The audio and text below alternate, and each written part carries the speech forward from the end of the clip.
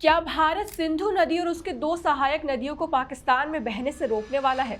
ये सवाल इन दिनों चर्चा में है क्योंकि भारत ने कश्मीर के पहलगाम में हुए भीषण आतंकवादी हमले के बाद सिंधु बेसिन की 6 नदियों के जल बंटवारे को नियंत्रित करने वाले एक इम्पोर्टेंट संधि इंडस वाटर ट्रीटी को स्थगित कर दिया है। नमस्कार, मैं यशस्वी गुप्ता आप सभी का स्वागत करती हूँ लाइव लॉ पर। ये पहली बार है जब भारत ने इस संधि को सस्पेंड किया है। ये कदम उस हमले की प्रतिक्रिया में उठाया गया है जिसमें 26 लोगों की जान गई थी। इस मामले पर विदेश सचिव विक्रम मिश्री ने घोषणा की कि 1960 के इंडस वाटर ट्रीटी तत्काल प्रभाव से स्थगित की जा रही है। भारत ने इस घटना के बाद पाकिस्तान के खिलाफ कई अन्य कूटनीतिक कार्यवाही भी की है, जिनमें अटारी बॉर्डर चौकी को बंद करना, वीजा रद्द करना और पाकिस्तानी पर्सनल को निष्कासित करना शामिल है। लेकिन आखिर ये इंडस वाटर ट्रीटी है क्या?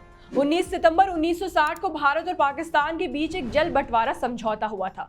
इसे कराची में भारत के उस वक्त के तत्कालीन प्रधानमंत्री पंडित जवाहरलाल नेहरू और पाकिस्तान के राष्ट्रपति मोहम्मद अयूब खान ने विश्व बैंक की मध्यस्थता में हस्ताक्षरित किया था। इस संधि में 12 अनुच्छेद और 18 अनुबंध शामिल हैं। इस समझौते के अनुसार पूर्वी नदियों सतलज, व्यास और रावी का सारा पानी भारत के उपयोग के लिए आरक्षित है।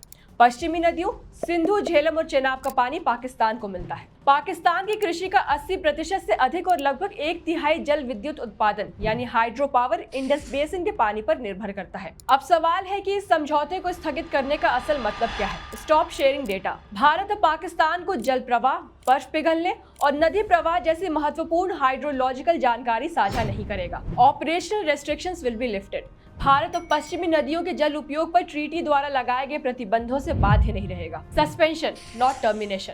ट्रीटी में एक तरफा स्थगन या समाप्ति का प्रावधान नहीं है, इसलिए भारत ने इसे निलंबित किया है ताकि पाकिस्तान पर आतंकवाद रोकने के लिए कूटनीतिक दबाव बनाया जा सके। No immediate effect on water flow. वर्तमान में भारत के पास पाकिस्तान का पानी रोकने या मोड़ने के लिए प्रॉपर इंफ्रास्ट्रक्चर जैसे स्टोरेज डैम्स, डाइवर्जन चैनल्स, नए hydroelectric projects, irrigation networks, flood management systems, monitoring और सर्वेलेंस सिस्टम्स नहीं है। इसलिए अभी फिलहाल भविष्य में पाकिस्तान की वाटर सप्लाई पर कोई बड़ा प्रभाव पड़ने की संभावना नहीं है। इंडस वाटर ट्रीटी केवल एक जल समझौता नहीं है, बल्कि भारत और पाकिस्तान के बीच एक नाजुक कूटनीतिक संतुलन भी है।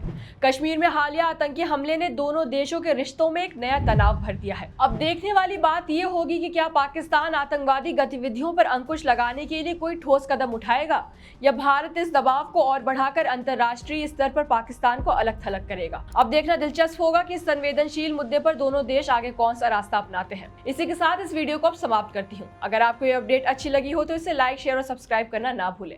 मिलती हूँ आपसे अगले इंटरेस्टिंग लीगल अपडेट के साथ। तब तक के लिए टेक केयर। Thank you.